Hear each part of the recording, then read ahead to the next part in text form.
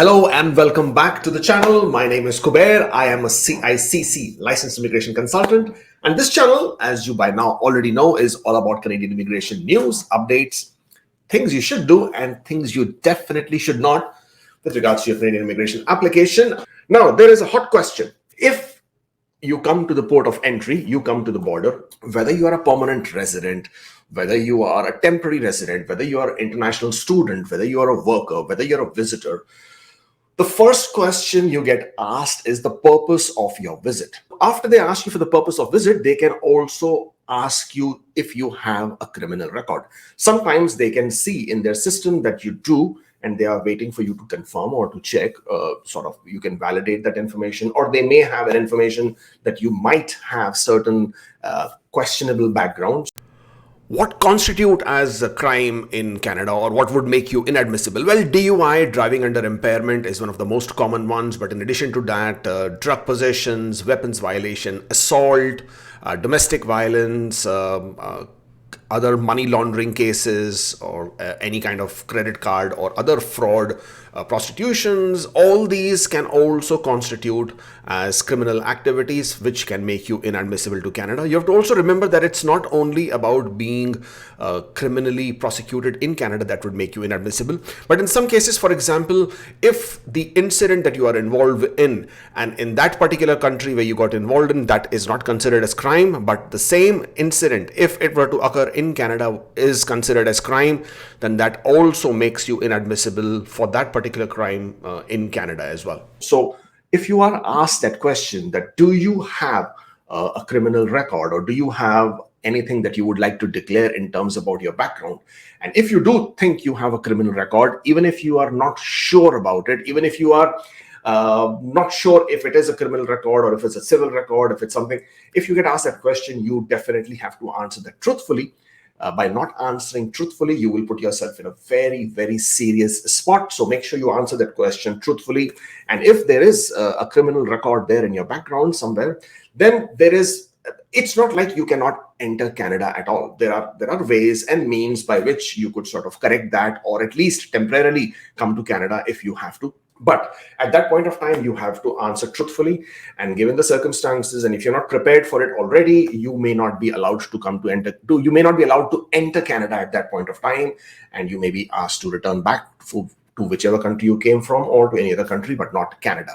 So knowing that this situation can put you in a spot, or you could be in trouble, it's always advisable to prepare in advance, to consult with a professional, to consult with a lawyer, to consult with a consultant who can guide you as to what you can do in the circumstances if you have a past criminal record.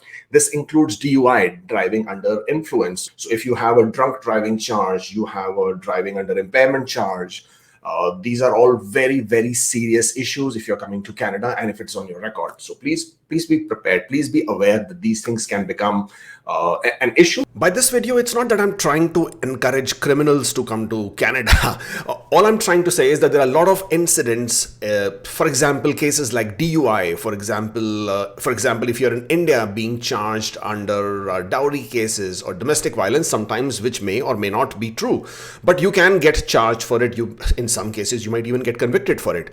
And everybody is not always a criminal per se in the situation that they are involved in. So whatever that might be, I'm not the one to judge. I'm here to sort of offer you some information as to what you can do in certain situations such as this. So in your case, if you have such a situation, make sure you are aware. That's the first thing. And number two, you have a plan on how you're going to tackle it. So for example, you have a family in Canada, you got to meet them, but you now have this unfortunate incident or situation where you now become criminally inadmissible to Canada. So one of the first things that you can do through a consultant, to a lawyer, yourself, of course, if you can do that research and figure the best way possible for yourself, is apply for TRP, which is called Temporary Resident Permit.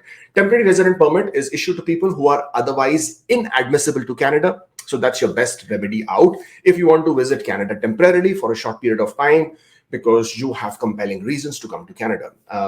It has a very high bar for approval. So make sure you make a good case for yourself to explain why you need to come to Canada, despite the fact that you are criminally inadmissible. In the second, more permanent solution, there is something called Criminal Rehabilitation, which basically allows Canada to sort of allow you to come permanently so you don't have to apply TRP. In most cases, once your record for that incident, the 5 years have passed, you could apply for criminal rehabilitation, again depending on the situation, depending on what that charge was, depending on what the incident was about. So you could apply for criminal rehabilitation by making an application to Canada, and if it is approved, then basically your charge is no longer a problem, and you can go in and out of Canada without any issue. Of course, if you haven't done anything else apart from that. If 10 years have passed after having gone through the situation, you may be deemed rehabilitated. But it's always best to consult with a professional to understand whether this is something that would be considered as deemed rehabilitated or not.